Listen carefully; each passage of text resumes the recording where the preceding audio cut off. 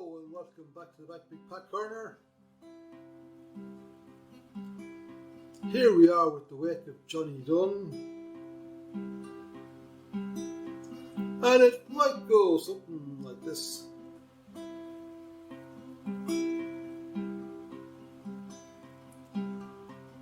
Well, if you minded every minute of your life you couldn't think, all you'd mind is bits and bobs, while at times it's just a blank. There's stuff that's kind of hazy and other bits that's clear, but here's a tale that stayed with him for nearly 50 years. McClement told this wee story coming back from summer night. They were all jammed in the motor, squished together brave and tight. For in-car entertainment, well, the hater had only cracked, and he could mind the story just as clear again when he looked back. Yeah, just as clear again when he looked back. Well, Clements turned him round again to spin a tale and yarn or two. Says he, you'll not believe it, but this tale I tell is true. Of all the jobs he ever did, there was one he couldn't howl, when he apprenticed as an undertaker to a man named Cupid Owl. Well, Don's first day's undertaking was the last he ever done. It was of a farmer in the mountain, aye, by the name of Johnny Dunn. A poor neighbour man had found him dead in bed. Yeah, nothing but his socks, and the poor creature sent for Q, yeah, to put his body in a box. Yeah, sent for Q to put his body in a box. He lived up a lonely hollow, him there all his working life. Too busy lambing ewes and such, aye, to get himself a wife. Don's body had a terrible hump, aye, and crooked in every limb, and it wouldn't fit into the box that McDowell had brought for him.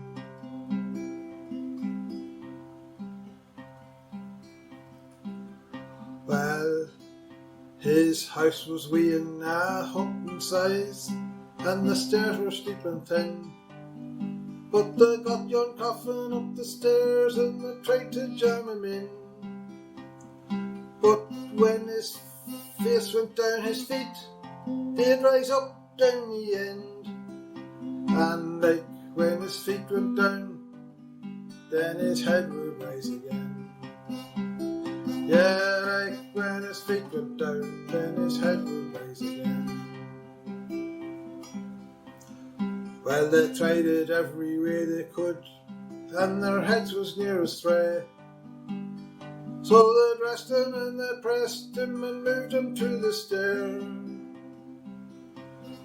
Well, they staggered down the stairs okay, and led him round the foot, and moving round a right tight turn, his body damn near well fell out.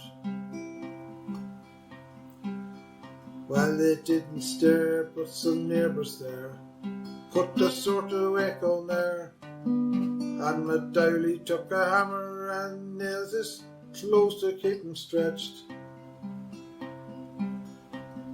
Then he took a beer right handy, for truth his throttle needed wet, and with one thing and another, with them bottles, they had a couple more, and a bite to eat, for Donhull boy had really rocked their nerve.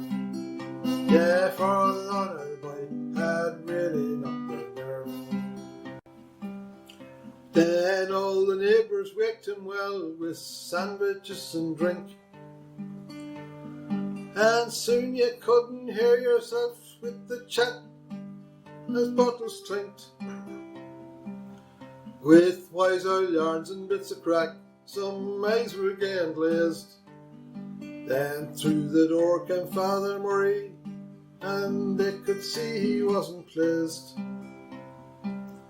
Says he, God, yous are sitting, drinking and eating here me so.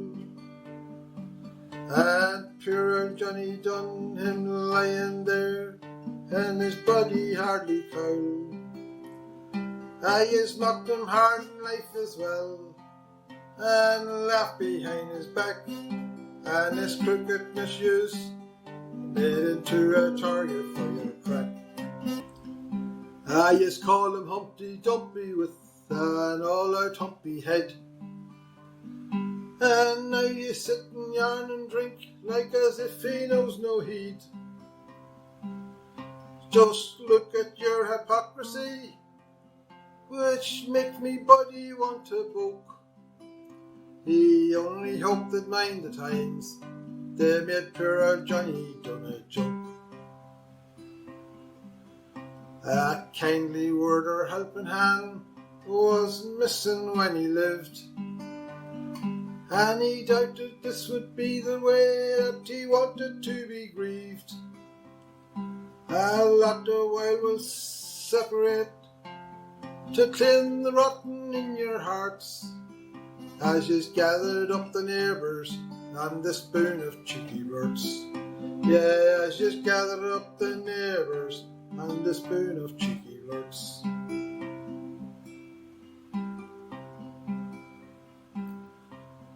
While it isn't only right for ye to sit and yarn and drink and eat, with poor old Johnny resting in his box and after meet his fate.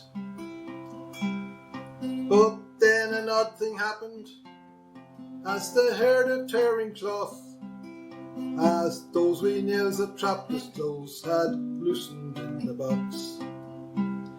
Yes, those wee nails had loosened in the box. He raised up through the coffin, and again they thought he'd grown, for he seemed to struggle forward then let out an awful moan. Well, McDowell was the only man in there, who kept a level head. It's just trapped gas, he said, and it happens when you're dead. It's just trapped gas, he said, and it happens when you're dead.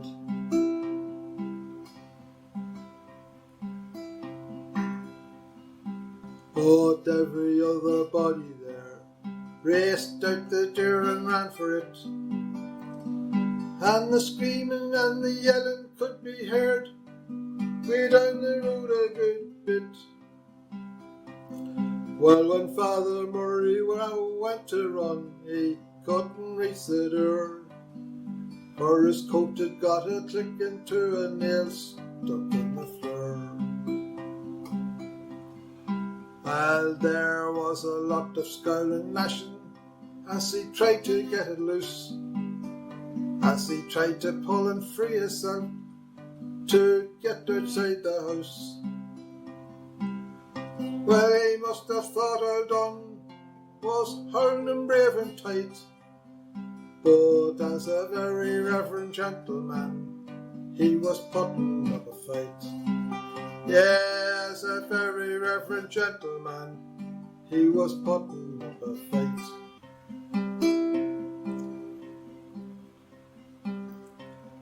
Would Johnny drag him to the grave, or take him down to hell?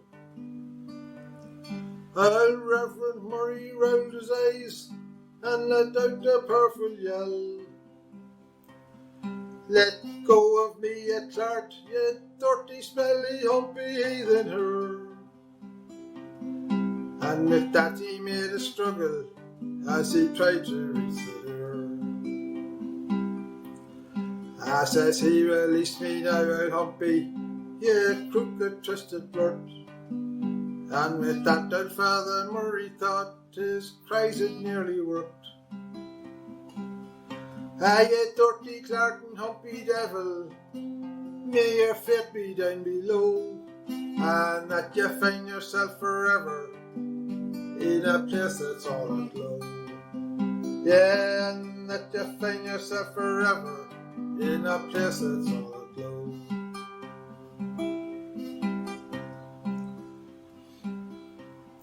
Well, with that the Reverend did erupt, and he got busted out and loose, and never stopped his running till in home at his own wee house.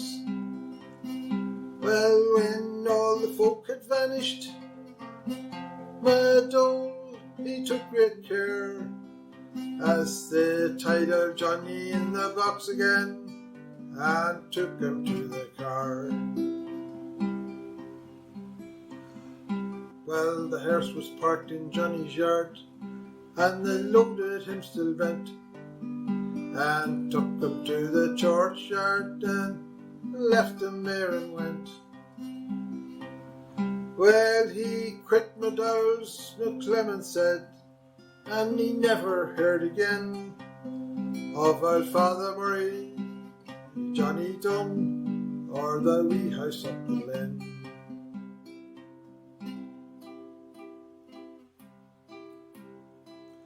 Well, that was the tale he told of M'Dowell, old Johnny Dunn and he. And he thought an undertaking job for him just wasn't meant to be.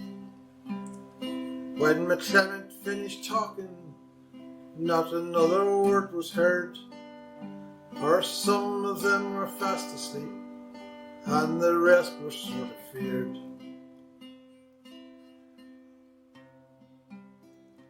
Well, it's been a lot of years since then, but it seemed like yesterday, and he minded just as clearly till they put him in the clay.